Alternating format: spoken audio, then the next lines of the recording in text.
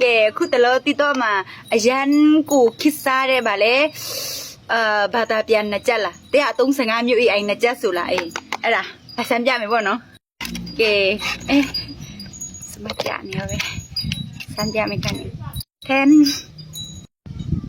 ကဲတော့ကြိုင်းကြည့်မယ်နှစ်ချက်ထဲမှာသူစကန်နဲ့ဟာပါတယ်ပေါ့နော်ဒီ QR code လေးကိုစကန်ယုံနေဒီမှာသူရပါလေဒီစေးမီ software လေးပေါ်တယ်ပေါ့နော်အဲ့ဒီဟာလေးဒုံချလိုက်ယုံပါပဲလို့နော်ပြီးလို့ရှိရင်တော့ဒီဗာလဲဒုတိယစာကြောင်းကို nick လိုက်ယုံပဲပေါ့နော်ငွေလေးချက်ခါကျတော့ထိုင်းဘာသာနဲ့မြန်မာဘာသာကိုငွေလေးရွေးထားတယ်ပေါ့နော်တခြားဘာသာလည်းအများကြီးရှိနော်ရှင်100နဲ့35မျိုးနော်အများကြီးပဲနော်ကိုကြိုက်တဲ့ဘာသာကိုသုံးလို့ရတယ်လို့နော်ရှင်ငွေလေးကျတော့သူများလိုမျိုးဗာလဲမိုက်တေးလေးအတန်ဖန်နဲ့မိုက်တေးလေးမရှိဘူးဆိုရင်ငွေလေးဒီမိုက်အကြီးနဲ့ဒီမှာဒီ box နဲ့စမ်းသုံးပြမယ်သူအတန်ဒီပင်ထိကြားရလားပေါ့နော်တကယ်ဒီမိုက်နဲ့ခါကျတော့အတန်အရန်နဲ့မှကျဲတယ်လို့နော်စမ်းသုံးပြကြည့်မယ်နော်ရှင်ကဲငယ်လေးမြန်မာလူပြောကြည့်မယ်သူထိုင်းလူပြန်ပေးနိုင်မလားပေါ့နော်အတန်ကတော့ကျဲပါမလားသူငယ်လေးကဒီဗာလဲဒီဟာနဲ့ပဲဖန်ထားရတယ်ဆိုတော့လေ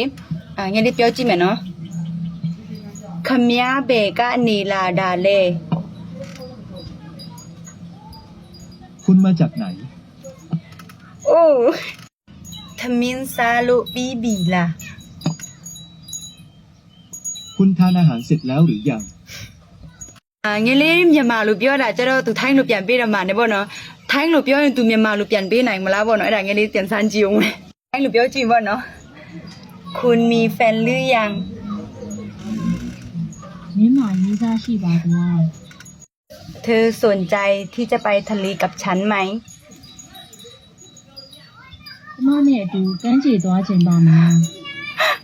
ငယ်လေးကတော့အရန်ကြိုက်နေပြီနော်ရှင်ငယ်လေးကအတန်ဖန်နဲ့ဟိုဗာလဲအတန်ဖန်နဲ့မိုက်မရှိဘူးဆိုတော့ငယ်လေးကအဲ့လိုပဲပြန်ပေးနိုင်တယ်မိုက်နဲ့ခါကျတော့နည်းနည်းခက်ခဲဖြစ်တယ်ပေါ့နော်။ तू ကတချင်းနာထောင်လို့လည်းရတယ်ရန်နဲ့မှအဆင်ပြေတယ်နောက်ပြီးထိုင်းမှနေတဲ့သူတွေထိုင်းစကားမတတ်တဲ့သူတွေအတွက်လည်းအရန်နဲ့မှအဆင်ပြေတယ်လို့နော်ရှင်တခုမှ300ကျော်ကျော်ပဲလို့နော်ရှင်။